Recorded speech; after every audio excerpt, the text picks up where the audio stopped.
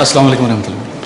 وعلیکم السلام. میرا نام مشہود صادق ہے, تھورنٹن ہیتھ مجلس سے ہیں. جی مشہود صادق نام ہے, تھورنٹن ہیتھ مجلس سے. جی حضور میرا سوال ہے, یہ سورہ نساء کی آیت نمبر 15 میں لفظ توفی اور موت اکٹھے آئے ہیں. بالکل کیا چیزیں؟ لفظ توفی اور موت کہتے ہیں کہ اس آیت میں اکٹھے استعمال. ہاں جی, یتوفاہن الموت. ہاں ٹھیک ہے. پھر تو اگر ہم توفی کا معنی موت لیں تو آیت کا مطلب میں موت دوں گا اور پھر موت دوں گا, مطلب دونوں لفظ بالکل اکٹھے ہیں. اصل آیت ہے کیا؟ آیت تو پڑھیں. آیت پوری یاد نہیں, صرف وہ لفظ یتوفاہن الموت یاد نہیں, حوالہ کر دے رہے ہیں پھر آپ. سورہ نساء کی 15 نمبر آیت ہے. نہیں ہوگی, آپ نے نمبر آپ نے بتایا مجھے. آیت جب تک آیت نہ سنوں ٹھیک میں اس کی تشریح نہیں کر سکتا. اچھا ٹھیک ہے.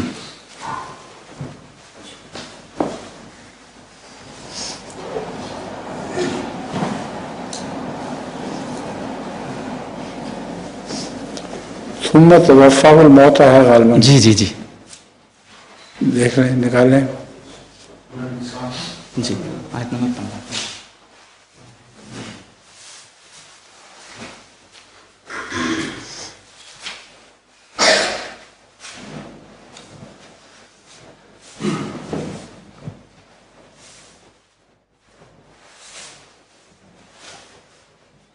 ہم سب ملی. سورہ نساء کی 15 آیت یہ نہیں. یہ اچھا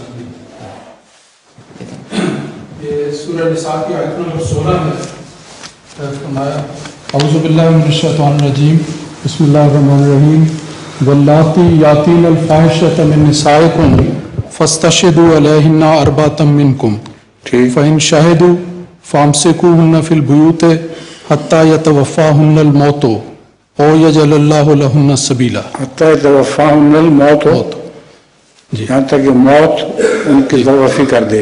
جی یہاں تک کہ ان کو موت آ جائے. یہاں یہ ترجمہ ہے یہاں تک کہ ان کو موت آ جائے. موت آ جائے, وہ ایک ہی بات ہے. موت توفی کر دے یا موت ان کو آ جائے. جی جی. تو اس پہ ان کا اعتراض کیا ہے؟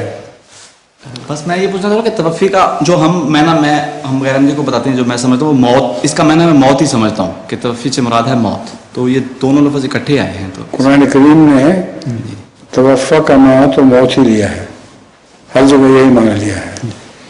تو یہاں تک کہ اللہ تعالیٰ کی طرف سے ان کی نجات کا رستہ نکلا ہے مراد ہے. موت کے ذریعے ان کی نجات کا رستہ نکلا ہے, یہ مراد ہے. یہاں توفاہن الموت, ورنہ وہ مصیبت میں مبتلا رہیں گی. اگر موت نہ آئے تو ان کے اوپر جو سزا ہے وہ اس کی وجہ سے وہ ایک عذاب میں مبتلا ہے. تو عذاب سے نجات کے معنوں میں آیا ہوا ہے.